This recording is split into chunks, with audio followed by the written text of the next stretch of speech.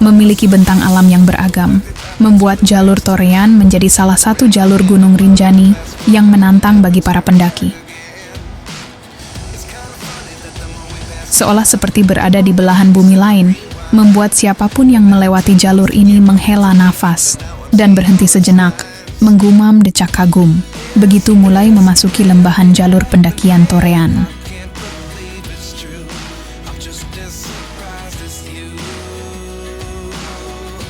Berikut hal menarik yang teman-teman akan temukan jika melewati jalur Torean ini. Yang pertama, jalur pendakian baru, tetapi jalur lama. Sebenarnya, sebelum ditetapkan sebagai jalur pendakian resmi, jalur pendakian Torean sudah sejak lama dipakai oleh masyarakat Sasak dan yang beragama Hindu sebagai jalur untuk menuju Danau Segara Anak dan kolam-kolam pemandian air panas.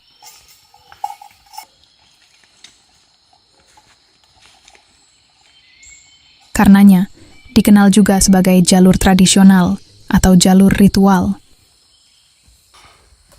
Di sini teman-teman akan melewati hutan adat desa Torean yang sunyi dan rindang.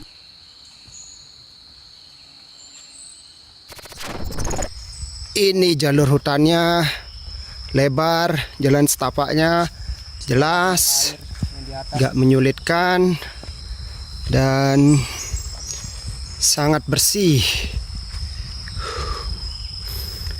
Hari kita lanjut lagi. Gasken, Rinjani, Pia Torean. Yang penting yakin.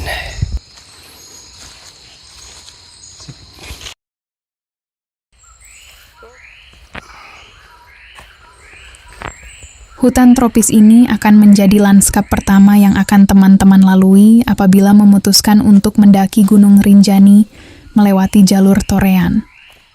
Hutan di jalur ini terbentang luas ditumbuhi pinus, suren, rotan, belimbing hutan, dan paku-pakuan. Pepohonan membentuk kanopi yang cukup rapat dan menjadi habitat bagi hewan-hewan di kaki gunung. Suara-suara seperti suara burung hingga suara monyet menggema dari kejauhan menjadi panorama yang akan teman-teman rasakan ketika pertama kali melewati hutan ini. Hutannya cukup lebat. Bisa kalian lihat sendiri, hutan ini lebat banget. Terus kalian juga nggak perlu khawatir mengenai jalur karena jalurnya udah jelas banget. Tinggal kalian ikuti saja. Itu semua jalurnya menuju satu tujuan, yaitu Danau Segara Anak. Dan soal shelter atau pos di sini nggak ada ya. Jadi penanda kita adalah titik-titik air yang ada di hutan ini sebagai pos lah kita anggap itu. Tadi saya sempat ketemu sumber air ada 2. Itu berupa kali dan berupa pipa bocor 1. Oke, kita lanjutkan perjalanan kali ini.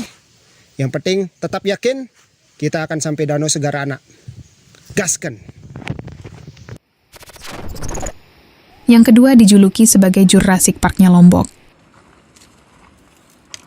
Saat teman-teman melanjutkan sampai setengah perjalanan melewati jalur Torean, teman-teman akan menemukan bentang alam yang unik dan ikonik jalur ini, yang disebut-sebut seperti dunia Jurassic Park.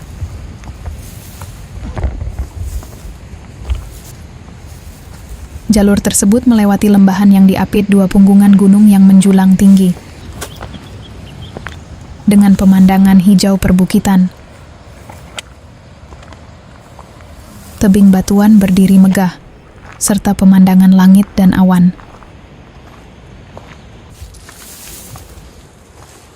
Keelokan aliran anak sungai yang meliuk-liuk cantik di lembah saat berjalan melipir punggungan tebing atau mendaki bukit juga turut memperindah suasana dan eksotisme jalur ini. Meskipun dengan kecantikan panoramanya, lintasan jalur Torean cukup berbahaya dan ekstrem.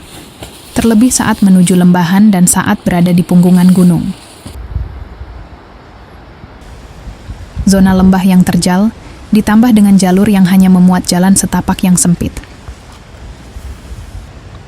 Selain itu, para pendaki yang berada di zona ini juga harus mendaki punggungan bukit yang terjal dengan kecuraman 45 hingga 60 derajat.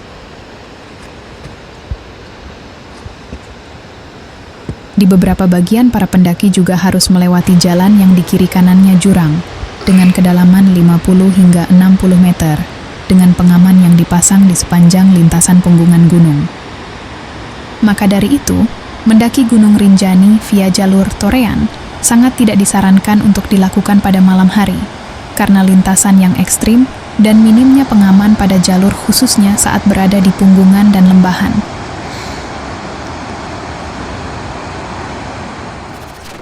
Oke teman-teman, sekarang jam 4:30 dan kita belum sampai danau.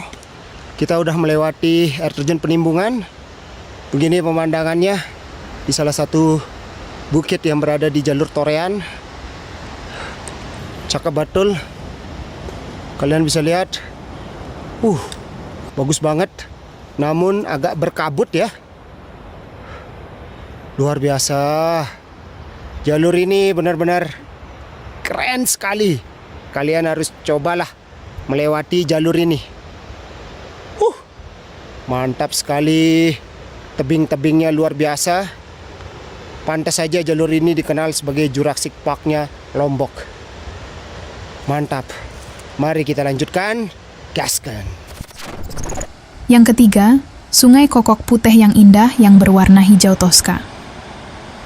Teman-teman juga dapat melihat keelokan aliran anak sungai yang meliuk-liuk cantik di lembah saat berjalan melipir punggungan tebing atau mendaki bukit. Menariknya, sebagian anak sungai tersebut terlihat berwarna putih susu dan hijau toska yang sebenarnya satu aliran dengan Sungai Kokok Putih yang sangat dikenal masyarakat Sasakbayan. Sehingga semakin menambah keunikan dan kecantikan jalur pendakian Torean.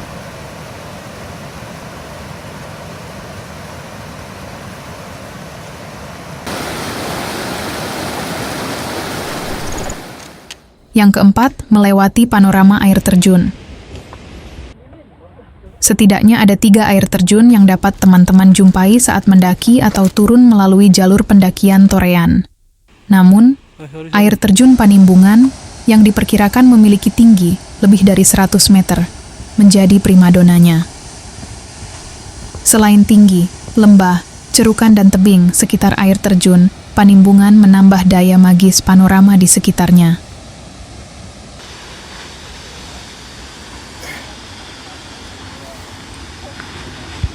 Oke cuy, kita sudah setengah perjalanan. Sudah ya separuh napas lah menuju Danau Segaranak. Itu air terjun Penimbungan.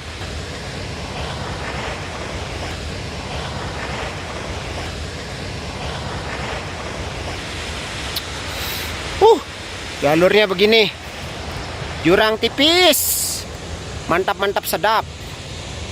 Nah itu ya teman-teman kita yang beristirahat. Mantap lah. Yang penting yakin sampai Danau Segaranak. Gasken. Yang kelima, berada di antara 2 tebing punggungan gunung. Saat berada di lembah jalur pendakian Torean, sejatinya kamu berada di antara tebing punggungan menuju Pelawangan Sembalun dari Danau Segara Anak dan punggungan Gunung Sangkaryang, salah satu puncak di Taman Nasional Gunung Rinjani. Keberadaannya yang demikian membuatnya memiliki panorama dan pemandangan yang tidak biasa.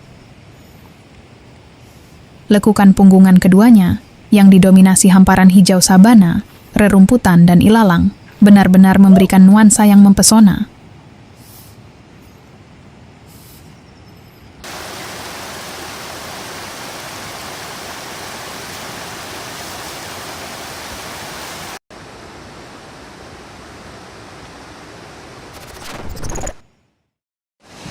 Teman-teman, kita sekarang perjalanan menuju danau, dan di tengah perjalanan saya menemukan sebuah air terjun. Nah itu cakep betul, salah satu air terjun yang bisa kita lihat di jalur Torean. Sungguh luar biasa. Bisa dikatakan jalur Torean ini merupakan jalur patahan antara antara Sembalun dengan Senaru. Patahannya itu melewati Kali Kokopote. Nah, di sekitaran Kali Kokopote ini banyak sekali air terjun. Dan salah satunya tepat di belakang saya. Gini, rutenya masih melipir tebing yang di atas. Luar biasa. Savana dan rangkaian pohon-pohon pinus mempercantik jalur ini. Benar-benar surga. Yang penting kita yakin sampai danau hari ini. Gaskan. Yang keenam, memiliki sumber air panas yang terkenal.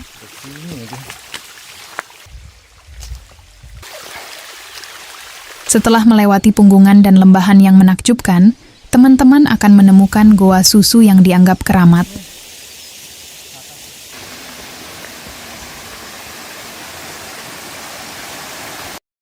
Di Goa Susu itu pula, seringkali bersua puluhan penduduk lokal yang berendam di sumber air panas, yang mereka percaya bisa menyembuhkan berbagai penyakit.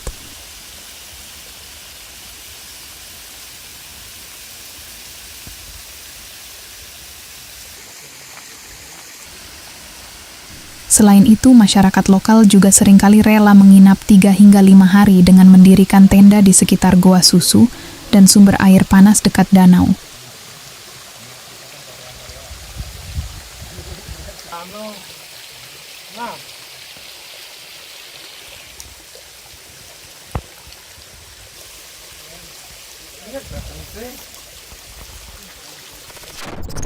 Oke teman-teman, akhirnya kita sampai juga di salah satu spot wisata di Gunung Rinjani, yaitu Goa Susu.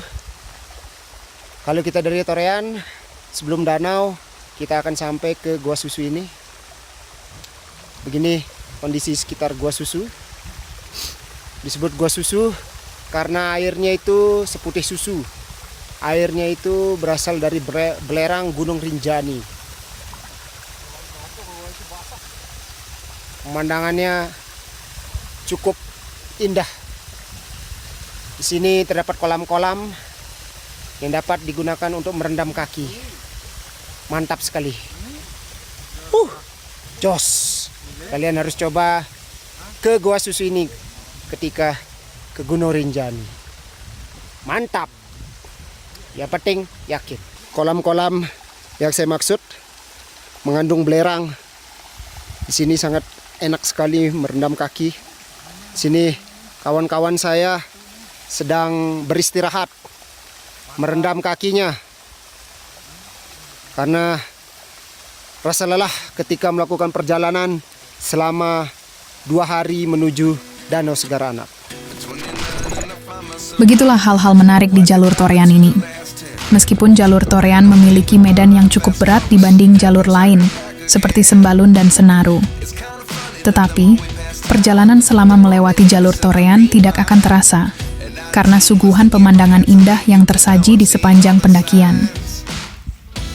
Jadi, tertarikkah teman-teman mendaki Gunung Rinjani melalui jalur Torean ini?